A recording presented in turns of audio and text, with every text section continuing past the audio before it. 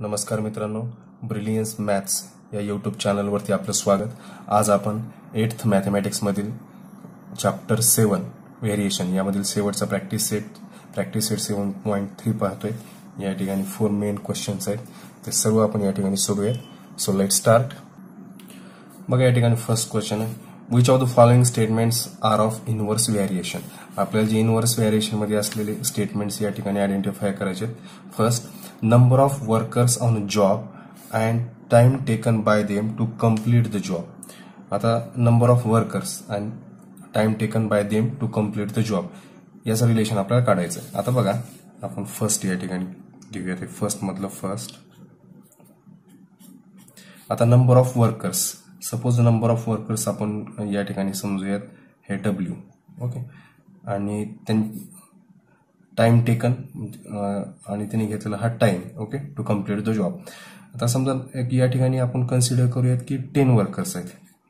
10 workers असतील. 10 workers जर एक काम 4 दिवसात संपवत असतील, एक वर्क, ओके, एका कामासाठी 4 दिवस घेत असतील, तर यावेळेस वर्कर आपण ज्यावेळेस 10चे 20 करताल, 10चे 20 जर वर्कर्स केले, बघा 10 माणसं जर 4 दिवसात काम करत असतील तर 20 माणसं ते काम निश्चितपणे त्याच्यापेक्षा कमी दिवसात करतील, म्हणजे 2 दिवसात करतील.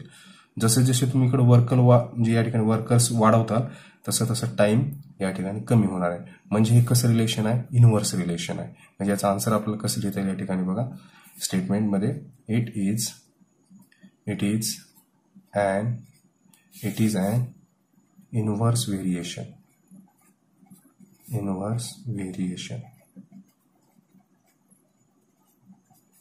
फर्स्ट आपला आन्सर, फर्स्ट बीटचा answer it is an inverse variation. Okay, हे फक्त समजण्यासाठी तुम्हाला काढलं, हे काढणं असं कंपल्सरी नाही. फक्त हे स्टेटमेंट महत्वाचं आपल्याला, it is an inverse variation. Okay, नंतर सेकंड बघूयात आपण.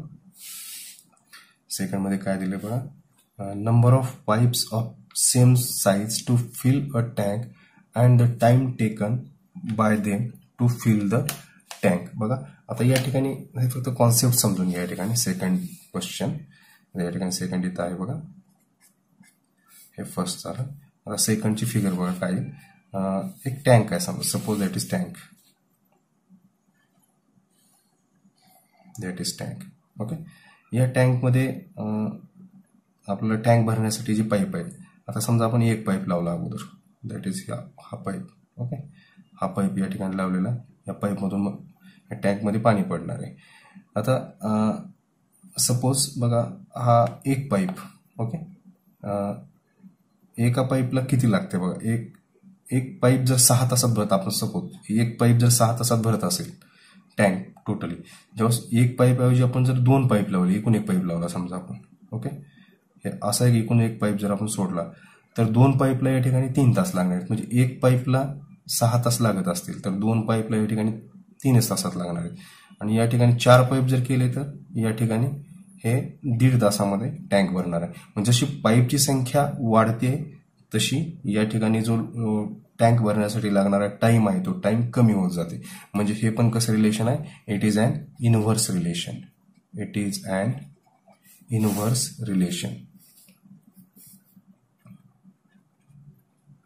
Inverse variation. Okay, variation relation नाही, variation. It is an inverse variation. त्याच्यानंतर बघा, नंबर 3 बघा, petrol filled in the tank of a vehicle and its cost. Okay, petrol filled and its cost. आता बघा, हे पण तसंच आहे. आता पेट्रोल, थर्ड नंबर बघा, पेट्रोल आहे. ओके, हे पेट्रोल आणि त्याची कॉस्ट. आता 1 लिटर पेट्रोल भरल्यास, आता सपोज सध्याचा 88-89 आहे, आपण 90 पकडूया. 1 लिटर पेट्रोलसाठी या ठिकाणी बघा, 1 लिटर पेट्रोल त्यासाठी या ठिकाणी 90 रुपीज जातात. ओके, जर 2 लिटर पेट्रोल आपण आपल्या गाडीमध्ये भरलं तर या ठिकाणी 180 रुपये जाणार आहेत. 3 लिटर भरलं तर बघा किती जाणार आहेत, 270 रुपये जाणार आहेत. म्हणजे जसं पेट्रोलची म्हणजे लिटर्समध्ये वाढवत जातोय तसं त्याची कॉस्ट पण या ठिकाणी वाढत चालली आहे. ओके, म्हणजे हे डायरेक्ट रिलेशन, हे डायरेक्ट व्हेरिएशन आहे, याच्यामध्ये इनव्हर्स नाही. हे वाढत चाललं, हे कमी जर होत असलं तर इनव्हर्स झालं असतं. म्हणजे हे कसं आहे? हे डायरेक्ट व्हेरिएशन. म्हणजे थर्डचा आन्सर काय लिहावं लागेल आपल्याला बघा, दॅट इज द थर्ड. या ठिकाणी it is नॉट आहे बघा, it is not and inverse variation. Inverse variation हे इनव्हर्स व्हेरिएशन नाही. त्याच्यानंतर बघा चौथं काय म्हणते, या ठिकाणी area of circle and its radius. Area of circle and its radius. पाठीमागं सर्कमफरन्स आलतं बघा आपल्याला, हे तसंच असेल बघा. That is circle. हा सर्कल आहे. ओके, हे रेडियस आहे आणि या टोटली सर्कलचा हा एरिया आहे. ओके, हा that is area.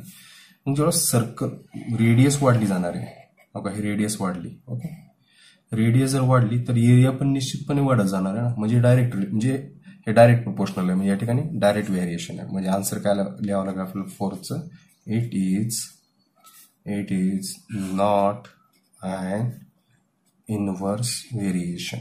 Inverse variation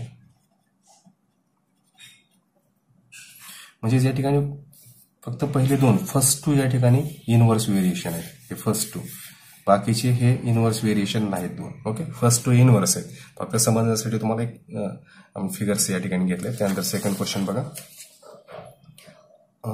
if 15 workers can build a wall in 48 hours, how many workers will be required to do the same work in 30 hours. Okay, हा पण question सोडूयात आपण. बघा, question मध्ये जो आपला data दिलाय त्या डेटानुसार मेन वर्कर्स म्हणजे आपण त्याला मेन्स या ठिकाणी कन्सिडर करूयात. 15 वर्कर्स असताना, ओके, म्हणजे 15 मेन्स असताना, 15 वर्कर्स असताना ते जे भिंत बांधायचं काम आहे ते 48 hours त्याला लागतं. ओके, 48 hours म्हणजे 15 वर्कर्स 48 hours. तर विचारलं काय आपल्याला, 30 आपल्याला या ठिकाणी टाइम दिला 30 hours. तर त्यासाठी आपल्याला वर्कर्स किती लागतील हे आपल्याला काढायचे. आता हे पाहता क्षणी तुमच्या लक्षात येते बघा, जर 15 माणसे एक भिंत बांधायचं काम 48 तासात करत असतील, तर इथं या ठिकाणी माणसांची संख्या, वर्करची जर संख्या वाढवली तर हे कमी वेळेत व्हायला पाहिजे. ओके, हे कमी वेळेत झाले या ठिकाणी दाखवले. म्हणजे इथं कमी वेळ लागला म्हणजे इथं माणसं निश्चितपणे वाढवलीत. म्हणजेच हे चलन कुठलं असणार आहे, ही या ठिकाणी इनव्हर्स व्हेरिएशन असणार आहे. ओके, या ठिकाणी बघा आपण सॉल्व्ह करूयात. हे टेक्स्ट बुक तुमच्या सोबत राहू दे. सपोज नंबर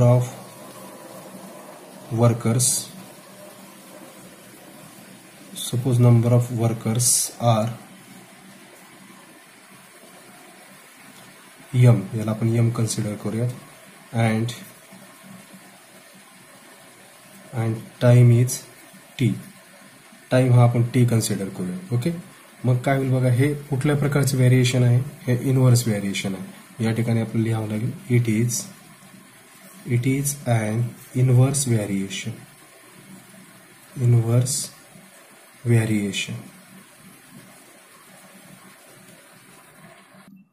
मग आपल्याला कसं लिहिता येईल बघा, it is an inverse variation.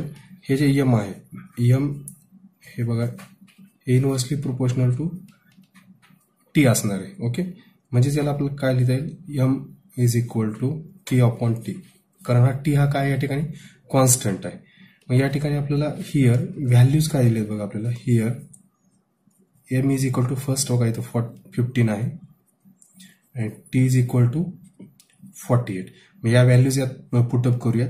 यावर आपल्याला k ची व्हॅल्यू भेटणार आहे. या ठिकाणी k इज इक्वल टू हे m इंटू टी होईल. m into t is equal to m आहे या ठिकाणी 15 इंटू 48. 15 इंटू 48 यांचा जर मल्टिप्लिकेशन केला तर बघा 15 इंटू 8 120. 12 कॅरी झाली. 15 इंटू 4 60 प्लस 12 72. हे के काय झाला, हा के इज कॉन्स्टंट. ओके, म्हणजे आणि के हा कॉन्स्टंट ऑफ व्हेरिएशन. ओके, लिहिलं तरी चालतंय, नाही लिहिलं तरी काय, इट इज नॉट कंपल्सरी. आता या ठिकाणी इक्वेशन काढूयात अगोदर. आपण इक्वेशन काय बघा, हे इक्वेशन काय तयार होईल, m t is equal to हे के म्हणजे 720. हे झालं इक्वेशन ऑफ व्हेरिएशन महत्वाचं. That is equation of variation.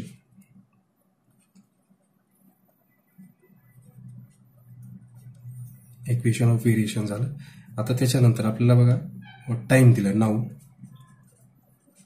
बघा आता आपण या ठिकाणी दिलेले टाइम घेऊयात अगोदर. Now t is equal to या ठिकाणी 30 आवर्स आणि या ठिकाणी आपल्याला एम ची व्हॅल्यू काढायची आहे. मग या इक्वेशन मध्ये व्हॅल्यूज आप जर पुटअप केल्या बघा हे m t okay m t is equal to 720 okay value आपल्याला एम ची काढायची आहे. M is equal to 720 upon t हे 30 0 0 कॅन्सल हे 3 2 जा 6 1 कॅरी झाला 3 4 जा 12 म्हणजे एमची व्हॅल्यू किती येणार आहे या ठिकाणी 24 येणार आहे.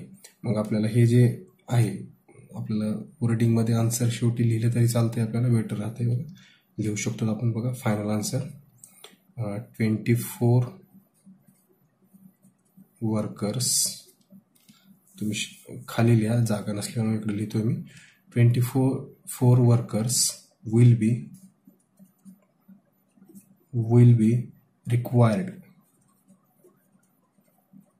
required to do same work कारण वर्क सेम आहे या ठिकाणी सेम वर्क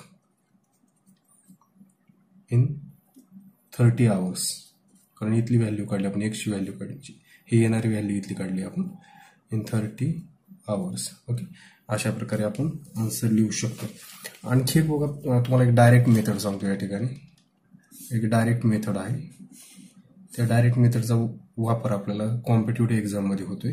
आता बघा आपल्याला दिलंय काय या ठिकाणी हे M1 T1 is equal to M2 आणि T2 या जर सूत्रामध्ये बसवलं तर हे टाइम अँड वर्कचे प्रॉब्लेम आहेत ओके. हे टाइम आणि वर्क ओके टाइम अँड वर्कचे प्रॉब्लेम या फॉर्म्युल्यामध्ये सगळे सुटतात. M1 T1 is equal to M2 T2 कारण हे इनव्हर्स व्हेरिएशन मध्ये आहेत. या ठिकाणी बघा हे M1 जे आहे आपलं 15 ओके इंटू हे M1 झालं ओके हे M1 T1 हे M2 T2 हे 15 इंटू याच्यासाठी लागणारं time 48 is equal to M2 आपल्याला इथलं काढायचंय इंटू हे T2 किती 30 hours therefore M2 is equal to हे 15 इंटू 48 अपॉन 30 हे 51 जा 50 52 जा 30 हे 2 1 जा 2 हे 2 2 जा 4 आणि 2 4 जा 8 हे 24 बघा हे किती स्पीड मध्ये आले उत्तर. ही जी मेथड आपल्याला हे स्कॉलरशिपसाठी वापरायची आहे स्पर्धा परीक्षेसाठी वापरायची आहे. हे टाइम अँड वर्कचे प्रॉब्लेम आहेत. या ठिकाणी फक्त महत्वाचं काय या ठिकाणी वर्क सेम पाहिजे तुमचं. समजा जर वर्क डिफरंट असेल तर या ठिकाणी एक वेगळा फॉर्म्युला आहे म्हणजे या ठिकाणी W1 इकडे घेतलं जातं आणि W2 इथे घेतलं जातं आणि W1 इथे घेतलं जातं. बघा आपण स्कॉलरशिपची सिरीज देखील सुरू करणार आहोत टॉपिक वाईज त्यामध्ये ह्या गोष्टी सर्व आपण कव्हर करणार आहोत. फक्त चॅनल सोबत जोडलेलं राहा प्लेलिस्ट वेळोवेळी चेक करत चला. स्कॉलरशिपची प्लेलिस्ट देखील आपल्याला लवकर तयार करायची आहे. टॉपिक वाईज टोटली सिलेबस तो देखील कम्प्लीट करण्याचा आपल्याला प्रस्तावित आहे. म्हणजे हे झालं की आपल्याला ते पण सुरू करायचं आहे. फक्त तुम्ही चॅनल सोबत जोडलेलं राहा प्लेलिस्ट चेक करत चला. फक्त नवीन काय येते म्हणजे तुम्हाला अभ्यास करण्यासाठी त्याचा निश्चितपणे फायदा होईल. त्यानंतर नेक्स्ट क्वेश्चन त्यानंतर थर्ड क्वेश्चन बघा 120 bags of half liter milk can be filled by a machine within 3 minutes. Find the time to fill such 1800 bags. Okay हे आपल्याला सॉल्व्ह करायचं आहे. बघा आपल्या क्वेश्चन मध्ये जो डाटा दिलाय तो डेटा आपण या ठिकाणी बघा त्याचा अनालिसिस करू अगोदर. बॅग्स अँड टाइम बघा सुरुवातीला आपल्याला 120 बॅग्स दिल्या हाफ लिटरचे 120 बॅग्स जर मशीनद्वारे भरल्या तर टाइम किती लागतो त्या ठिकाणी 3 मिनिट म्हणजे 3 मिनिटामध्ये 120 बॅग अर्धा लिटरच्या दुधाच्या भरल्या जातात. तर 1800 बॅग्स भरण्यासाठी आपल्याला टाइम किती लागेल. आता या ठिकाणी बघा 120 बॅग 3 मिनिटात भरतात. 1800 बॅग भरण्यासाठी निश्चितपणे वेळ जास्त लागणार आहे. म्हणजे जसं या ठिकाणी बॅगची संख्या वाढते तसं टाइम वाढत जाणार आहे. म्हणजे हे कसं आहे हे डायरेक्ट व्हेरिएशन आहे. ओके डायरेक्ट व्हेरिएशन आहे. या ठिकाणी आपण हे सॉल्व्ह करूयात व्यवस्थित step by step. Let consider करावं लागतील आपल्याला काय तर लेट बॅगसाठी बी गृहीत धरूयात आपण. Be the number of bags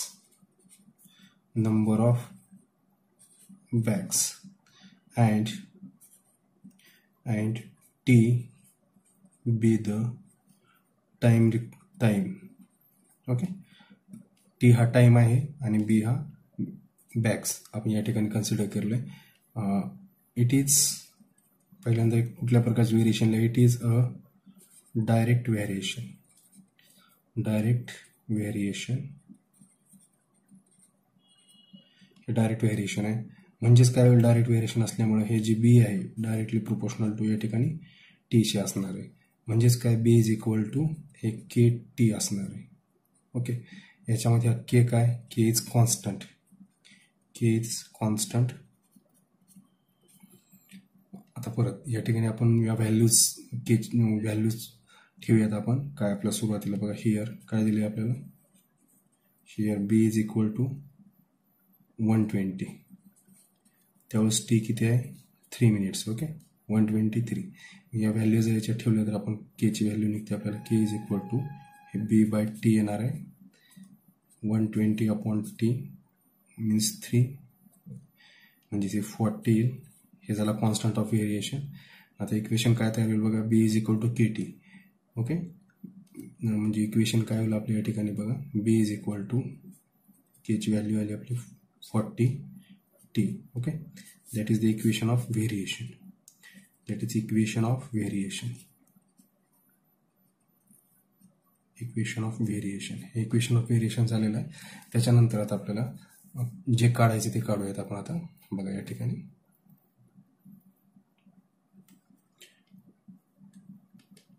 नाव बी किती आहे या ठिकाणी, 1800. देन आपल्याला काय काढायचं आहे, टी इज इक्वल टू, टीची व्हॅल्यू या ठिकाणी काढायची आहे. मग या ठिकाणी व्हॅल्यू जर आपण पुटअप केल्या तर बघा, टी इज इक्वल टू हे बी अपॉन 40 आहे, बी आहे 1800 अपॉन 40. हे 0 या ठिकाणी कॅन्सल होतील, हे पण कॅन्सल होईल. 4 4 जा 16, 2 कॅरी झाले, 4 5 जा म्हणजे 45 मिनिट्स या ठिकाणी लागतील. मग आपण या ठिकाणी स्टेटमेंटमध्ये देखील वर्डिंगमध्ये आन्सर नंतर लिहू शकतो. हे कसं लिहितं बघा, final answer, the time required to fill 1800 bags with milk, तुम्ही खालीच लिहा, with milk is 45 minutes. Okay, अशा प्रकारे हा आपलं पूर्ण प्रश्नाचं स्पष्टीकरण झालेलं आहे. त्यानंतर लास्ट क्वेश्चन घेऊयात आपण. अगर लास्ट क्वेश्चन आहे या ठिकाणी, a car with speed 60 km/h takes 8 hours to travel same distance.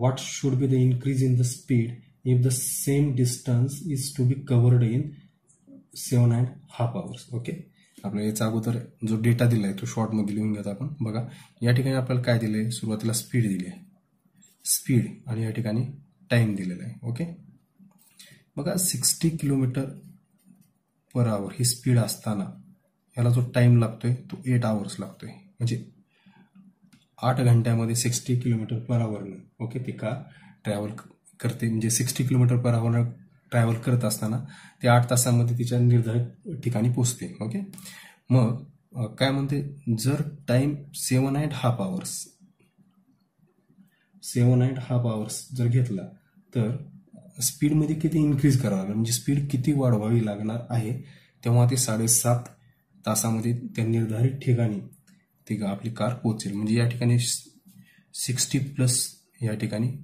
60+ काहीतरी या ठिकाणी स्पीड असणार आहे. म्हणजे स्पीड इन्क्रीज करायची म्हणजे 60+ असणार आहे. म्हणजे आता व्हेरिएशन कुठलं बघा, या ठिकाणी बघा टाइम कमी होतोय तर स्पीड वाढायली आहे. ओके, स्पीड वाढायले टाइम कमी होते, म्हणजे हे इनव्हर्स व्हेरिएशन आहे. ओके, चला आता बघा सॉल्व्ह कसं करायचं. तर आपण हे सॉल्व्ह करण्यासाठी फर्स्ट बघा, let S be the speed of car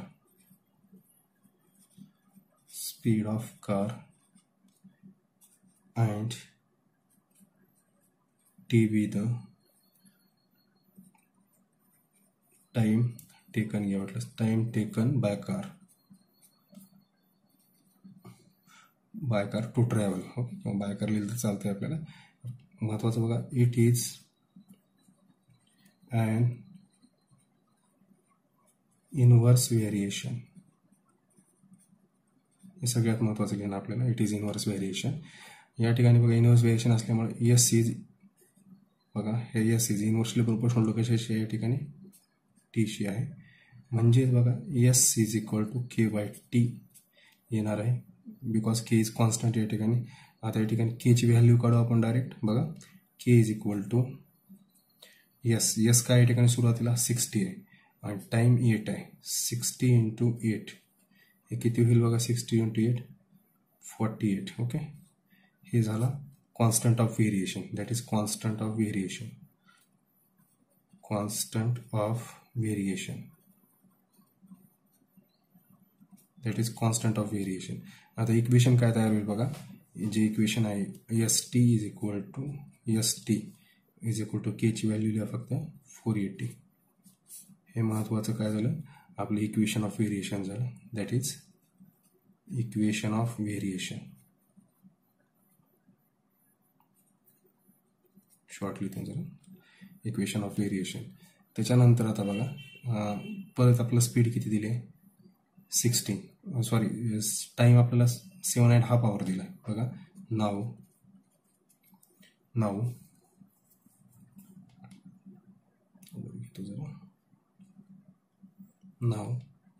T is equal to 7.5 hours. Okay म्हणजे त्याला कसं आपलं कन्वर्जन करतात. 7.5 म्हणजे 50/2 15/2 लिहू शकतो आपण. हे कॅल्क्युलेशन सोपं जात आहे. तर आपल्याला त्यावेळेस काय काढायचे स्पीड एस काढायचं आहे. ओके फक्त या व्हॅल्यूज आपण पुटअप करूयात. S T is equal to 480. Okay याच्यामध्ये आपल्याला व्हॅल्यू एस ची काढायची. Therefore S is equal to काय 480/T. हे 480/T आहे 15/2. हे 15/2. ओके आता बघा हे 480 हे 15/2 जे आहे हे 2 जे डिनॉमिनेटरला आहे ते वर जाऊन काय होतं या ठिकाणी न्यूमरेटरमध्ये जातं 2. ओके आता बघा या ठिकाणी कसं येईल 15 आपल्याला या ठिकाणी 15 1 15 हे 15 3 45 3 कॅरी झाले 2. Okay means 32 × 2 is equal to 64. जे हे 64 किलोमीटर या ठिकाणी पर आवर स्पीड झाली. ओके मग आपल्याला विचारले काय मेन विचारलेलं प्रश्नाचं उत्तर बघा. मेन जे आपल्याला मेन विचारलेलं आहे इन्क्रीज इन द स्पीड विचारले. देअरफॉर फायनल आन्सर बघा इन्क्रीज